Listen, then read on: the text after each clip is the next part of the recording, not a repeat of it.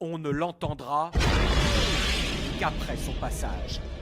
Logique, puisque cette voiture ira plus vite que le son.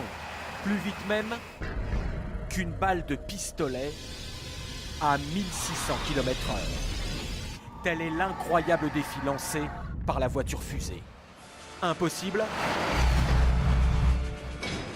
Elle est pourtant bel et bien en construction.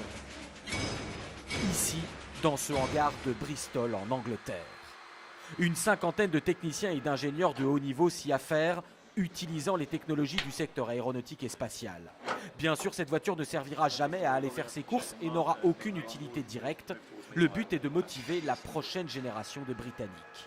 Le Royaume-Uni était une grande puissance industrielle. Ici, à Bristol, autrefois, on construisait des navires. Mais aujourd'hui, on ne le fait plus. Et les jeunes veulent devenir footballeurs, célébrités ou chanteurs de variété. Ils ne veulent plus construire des choses.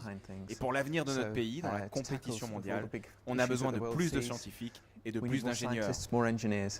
Imaginez que bientôt dans cette voiture seront installés un moteur fusée et cet énorme réacteur, le même que ceux qui équipent les avions de chasse de la Royal Air Force. Cela donne une idée du monstre de puissance qui va bientôt rouler sur Terre.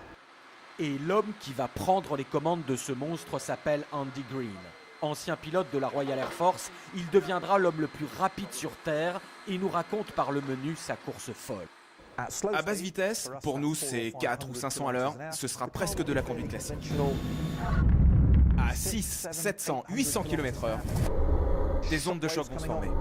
Il y aura le bang lors du passage du mur du son vers 1200 km/h. Il fera très chaud dans mon cockpit et ce sera très bruyant. Les roues vont alors quitter le sol, ce sera un peu comme conduire sur de la glace, dur à contrôler. Puis enfin, 1500, 1600 km/h. La plus petite action sur le volant entraînera une réponse très violente du véhicule. Voilà, tout ça ce sera mon boulot. 2, 1. Les tests ont déjà débuté pour le moteur fusée, ils sont concluants même si aucune caméra ne résiste à son souffle. Et c'est en Afrique du Sud, dans ce désert ultra plat que sera tenté le record final. Les équipes y sont déjà à pied d'œuvre. Aujourd'hui, elles testent la retransmission vidéo de l'exploit. Comment suivre une voiture qui ira aussi vite? Réponse: avec un avion de chasse.